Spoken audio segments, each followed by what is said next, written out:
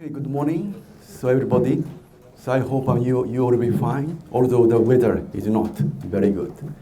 Okay, today I'm going to talk about AIDS under the title of AIDS in the World. I took this title from the book below, edited by Jonathan Mann, who is a legendary figure in the history of AIDS. Because of his extraordinary leadership as the first director of the global AIDS program of WHO, also the very unfortunate accident where he was killed in a plane crash with his wife, and shortly after the publication of this book. So this is a Japanese version of this book. I translated, organizing 40 other translators, published in 1998. So this book is a very excellent joint project of the world specialists at that time, covering epidemiology, mathematical modeling, biology, and gender issue, and religion, and many other human rights issues and policies and NGO activity. So altogether, clearly establishing the concept of social vulnerability to HIV infection. So the basic concept underlies today's my presentation is also vulnerability. So that's why I took the title from this book. So I hope through my lecture, I hope you learn how we are vulnerable to HIV infection at individual and community level, as well as on country and global level.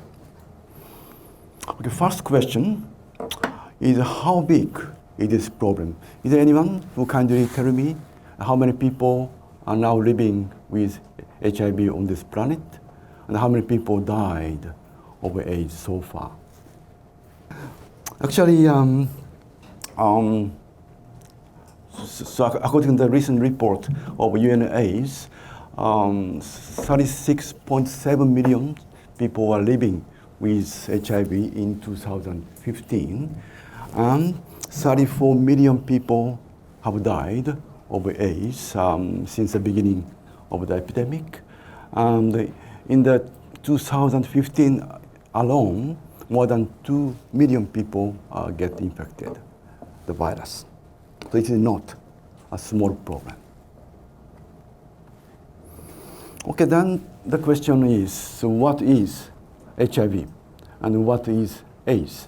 So is there anyone who kindly teach me what is HIV? It is a virus or a bacteria or a parasite? So please raise hands. Who do you think this is a virus? Okay, almost everyone. Yes, that's true. It's a parasitic virus. So also, could you tell me the characteristics of this virus compared to others? Omid, do you have any idea about how different? Actually, so I can list 4 important characteristics. The first is highly mutable. So what is this problem? Why it's a problem, if this virus is highly mutable? So one problem is it is difficult to develop vaccine. So the vaccine, combined the specific structure of the molecule. So if virus changes, vaccine may not be, useful anymore. So because of the same reason, so this virus acquires drug resistance very easily. So once we develop drugs, it easily become resistant to the new drugs. So we have to continue to produce new drugs. Okay, so next, very important characteristics is this virus is unable to eliminate once infected. So that's the reason why I said this is a kind of parasitic virus. So it is integrated in our DNA at a very delicate zone, so we cannot eliminate. So once infected, so it stays forever in our body. So in other words, so we have to keep taking medicine for life. The third problem is it has a very long, very unusually long latency period. It extends 5 to 10 years. What this means?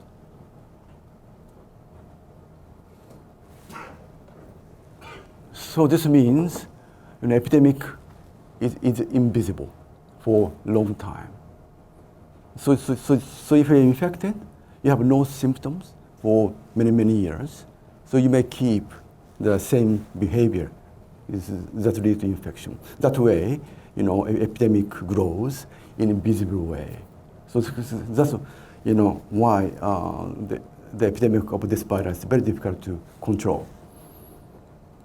The fourth characteristics, as Omid pointed, so it is sexually transmitted, also through injection drug use, and vertical, that means from mother to child. Okay, then next question. So what is AIDS? Of course, AIDS is acquired immune deficiency syndrome, as as it is named. So without treatment, without antiretroviral treatment, it causes, so because of the compromised immunity function, so we develop opportunistic infections and also malignant tumors.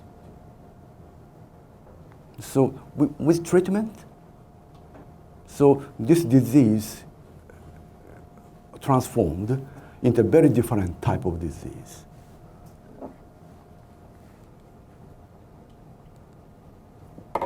So become chronic disease. It's not only because, people live longer with the treatment, because of the presence of HIV virus, and also because of the side effects of the treatment. So patients are enhanced risk for chronic diseases like CVD is a cardiovascular diseases like cerebral apoplexy or heart attack, and cancer, and osteoporosis, the bone becomes fragile, so diabetes and renal failure. So it becomes a disease that needs a great extent of care. Okay, so this is, what is HIV and what is AIDS. Okay, question. Next question is, when and where did HIV emerge on our planet? So when and where did it surface? Is there anyone who knows, who can tell me when it emerges on our planet? So if you can answer this question, you don't need to be here. So you have enough knowledge already. Okay? So according to the paper published in Nature in 2008, so it is estimated by the relaxed molecular clock analysis, then identified this virus may emerged in 1908 in Africa, of course, in the country called Democratic Republic of Congo. So it is in 1908. So the virus is, HIV is already 100 years old. So when it surfaced, so it is 1981. So this is a report. MMW of CDC USA reporting the 5 patients of very unusual pneumonia called pneumocystic carini. They're all young men and gay men. So this is a timing when we notice the appearance of this disease. So it is 1908. And then it surfaced in 1981. So what do you think the virus is doing during this over 70 years? Maybe under Secret Service for 70 years. But actually, you know, when I started the research, so it was said that very strange disease called Slim disease was prevailing among African region. So people get very thin, then eventually die. But at that time, people do not know so what kind of disease it was. Maybe it was AIDS. Also around World War II, so there were outbreaks of pneumocystic carini in some cities of Germany, like Dresden or Dessau. So many people killed because of the pneumocystic carini. But nobody knows so what caused the disease. So, you know, even this, 70 years, HIV is expanding. But then without not being noticed that this is because of the specific virus. Okay, so next question. How did it spread out globally?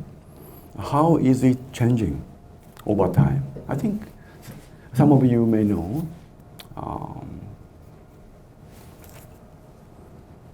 Okay. So of course, epidemic started in Africa, become very prevalent, probably around by 1980s. Then first spread it out to Europe, North and South America. Why first these regions rather than Asia? Is there anyone who knows the reason? It is directed first to Europe and North and South America, not to Asia. So there is a historical reason. I think you may, It is because of the history of colonialization. These countries colonialize the African continent. Then they have a very, active trade and traffic. That's why the epidemic, expanded first in these regions. Then it spread to reach to Asia. Then to, former Soviet Union countries. Do you know why? So it is because, people experience a very serious economy recession after the destruction of the Soviet Union. So people get hopeless and desperate. Many run to injection drug use. So we observed a very sharp increase of HIV infection among injecting drug users. After that, epidemic started to expand to Middle East and Central Asia and to East Asia, our region. Okay, this slide show the distribution of the people living with HIV. So as you see, more than 90% are concentrated in low and middle income countries, particularly in sub-Saharan African region. So the reason why we'll discuss later. Okay, so this is a global epidemiology of HIV/AIDS over time. So this is a prevalence. It continued to going up. So bottom graph show the incidence. It reached a peak, then now started to decline. So question is why prevalence keep going up while incidence declines. So this is very much epidemiological question. Maybe some excellent students can answer this question easily. Incidence is controlled by I think the incidence controlled because we actually now we have more preventive and preventive program to prevent HIV. But prevalence is increased because the people now get the HIV patient get the ART, so they live longer. Mm-hmm. So they will stay in the population more. So prevalence increasing, but the incidence decreasing. Okay. Yeah, exactly. So the answer is in the next slide. But it is because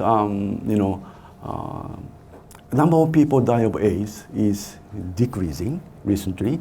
Also, always the number of people die of AIDS is less than the number of new infections. That's why prevalence keep going up. Okay.